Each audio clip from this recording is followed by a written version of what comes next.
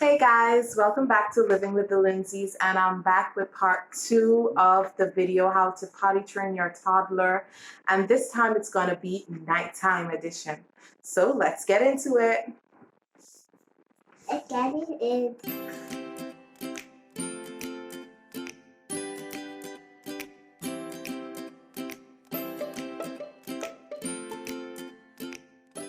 So guys, I mentioned in the first video that Amelia was not going to do number 2 in the potty.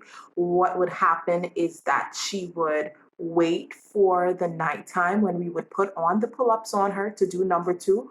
Or if she didn't do it that same night, she would wake up in the morning and do her number 2 in her Pampers, and that's how she would do it. And once we nighttime potty trained her, she went to the potty to do number 2 very comfortably because there was no longer any Pampers or pull-ups to depend on. So if your child is having a challenge doing number 2, that tip will work. Potty train them fully so that they don't have anything to depend on but the toilet or the potty.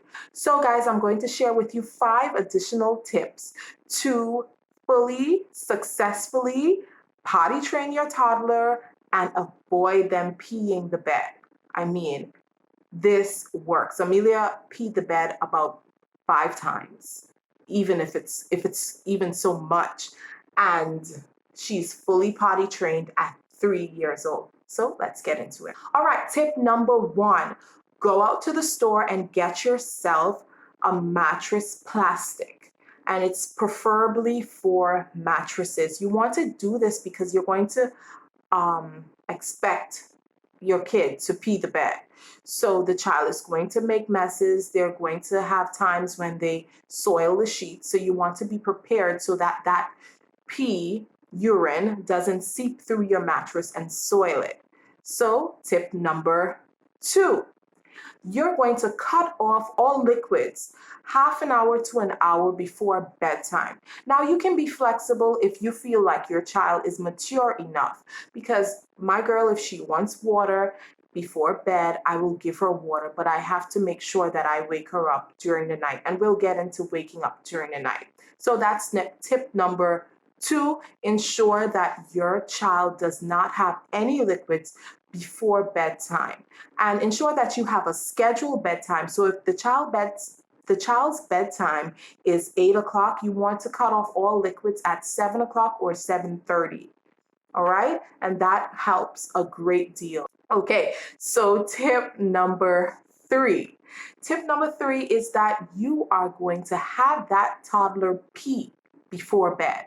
Now, you cannot go wrong with this. You want to make sure that the child empties their bladder so you don't have to wake them up as much throughout the night.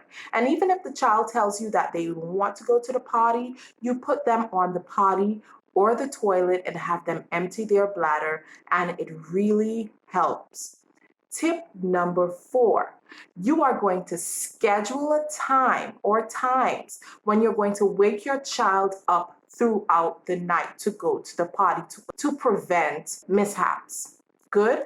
So for my toddler, I started with 4 wake up times.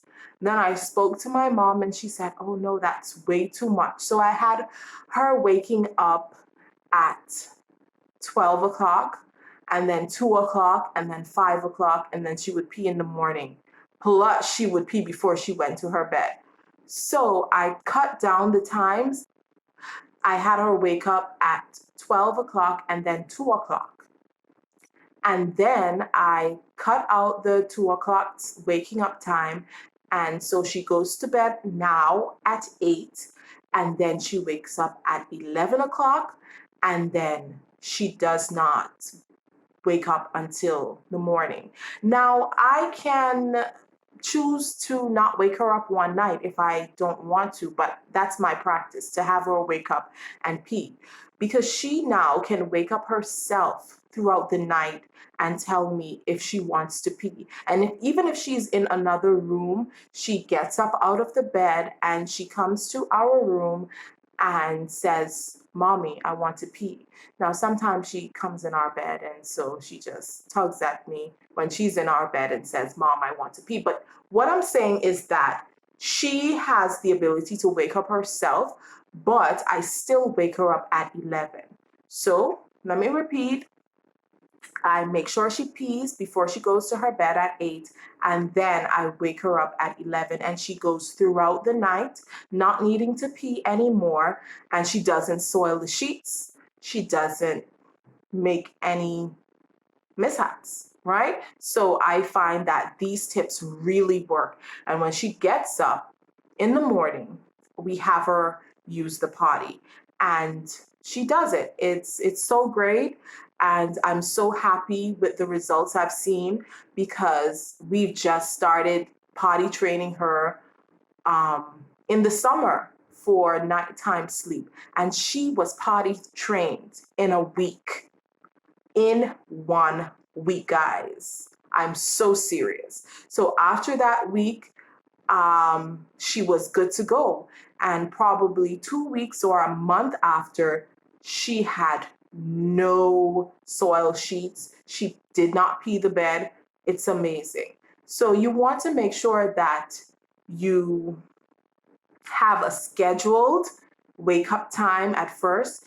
If you want to stretch it out and then condense it afterwards, it's up to you. You know what your child can handle. You know how much liquids that child would have had. So you know if they need to wake up or if they can remain sleeping. Now, Amelia is an expert at holding her pee. I don't know why she likes to hold her pee. Does your toddler hold their pee? Because she does hold her pee. So I feel like that skill that she has helps her in the night because she holds her pee so much. So guys, I don't want to go on any longer. Our last and final tip, tip 5, be consistent. Guys, be consistent. Don't give your toddler Pampers or pull-ups one night and then say, okay, we're going back to panty or boxer briefs now. You're going to sleep in these. You want to be consistent. You want to have a routine because you don't want to confuse the child. The child is learning something new. So you want to make sure that you establish in the child's mind that this is what we're doing. We're moving away from Pampers or pull-ups and we're going towards boxer briefs or panties. So you want to train the child in the right way, and being inconsistent as a parent does not help. I found that that's the top thing that will help to get a parent through with potty training, being consistent. So guys, I hope that you enjoyed these tips, that you learned from these tips. I'm telling you 100% these tips work.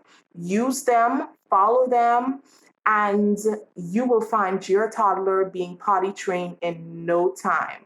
And you don't necessarily have to have a gap between daytime potty training and nighttime potty training. You can do it all at once to make the process easier for you and also easier for the child, because getting rid of the Pampers one time will help.